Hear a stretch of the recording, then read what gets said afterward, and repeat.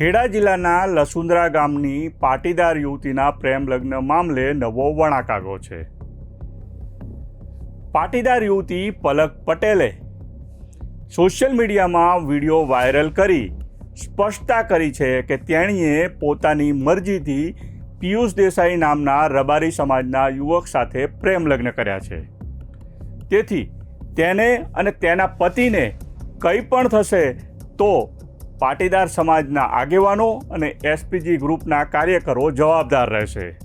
તેથી પલક પટેલનો video viral થતાં પાટીદાર યુવતીના પ્રેમ લગ્નનો મામલો ફરીથી ગરમાયો છે। નમસ્કાર દર્શક મિત્રો, હું છું સુરેશ વણોલ અને આપ જોઈ રહ્યા છો બેનિફિટ ન્યૂઝ। કઠલાલ તાલુકાના લસુંદરા ગામની પાટીદાર સમાજની દીકરીએ રબારી સમાજમાં કરેલા પ્રેમ લગ્નને લઈ રવિવારે અમદાવાદમાં પત્રકાર પરિષદ યોજાઈ હતી। સાયન્સ સિટી ખાતે યોજાયેલી પત્રકાર પરિષદમાં પાટીદાર અનામત આંદોલન સમિતિના કન્વીનરો અને દીકરીની માતાએ પત્રકારો સમક્ષ કેટલીક હકીકતો રજૂ કરી હતી। પલક નામની દીકરી સાથે છેતરપિંડી થઈ હોવાનો તેમજ રણછોડ રબારીના ભાઈ રામજી રબારીએ 25 લાખ રૂપિયા માંગ્યા હોવાનો આ પત્રકાર પરિષદમાં ઘટસ્ફોટ કરવામાં આવ્યો હતો।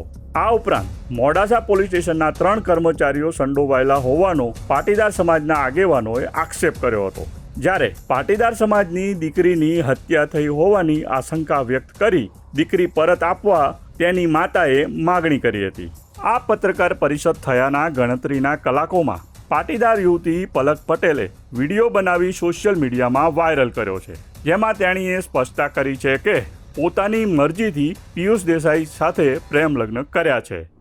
હું આ વિડીયોમાં બોલનાર અને મોકલનાર પલકબેન પિયુષભાઈ રબારી બોલું છું। આજે 22/3/2026 છે।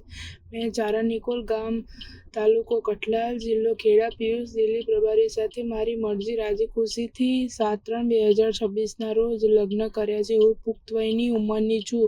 મારા લગ્ન કાયદેસર છે। મારા લગ્ન વિધેય માટે પાટીદાર એસપીજી ગ્રુપના આગેવાનો અને ખેડા જિલ્લા પોલીસ ગેરકાયદેસર ફરજ પાડી રહી છે। ખોટા ગુનાઓ દાખલ કરીને મારા પતિ પિયુષના સગા સંબંધીઓને ખોટી રીતે હેરાન કરી રહી છે। હું મારા પતિ પિયુષ સાથે સલામત છું અને કોઈ તકલીફ નથી। મારું કોઈ અપહરણ થયું નથી। મારી હત્યાની પણ ખોટી વાતો વહેતી કરવામાં આવી છે। અત્યારે હું ખેડા જિલ્લા પોલીસ સ્ટેશનને જવાબ લખવા માટે હાજર થઈશ તો રસ્તામાં કે પોલીસ સ્ટેશનમાંથી મારા ઉપર પટેલ આગેવાનો હુમલો કરશે અને મારા લગ્ન તોડાવવા માટે અપહરણ પણ કરશે। જેથી ખેડા જિલ્લા પોલીસ વડાને વિનંતી છે કે ખોટી કાર્યવાહીઓ કરવી નહીં। મારા સાસુ ગીતાબેન અને તેમના સગાઓને રક્ષણ આપવા માટે પણ વિનંતી છે। પોલીસે કોઈ કાર્યવાહી કરવાની રહેતી નથી અને પિયુષના સગા સંબંધી કે કોઈને ખોટા હેરાન કરવા નહીં।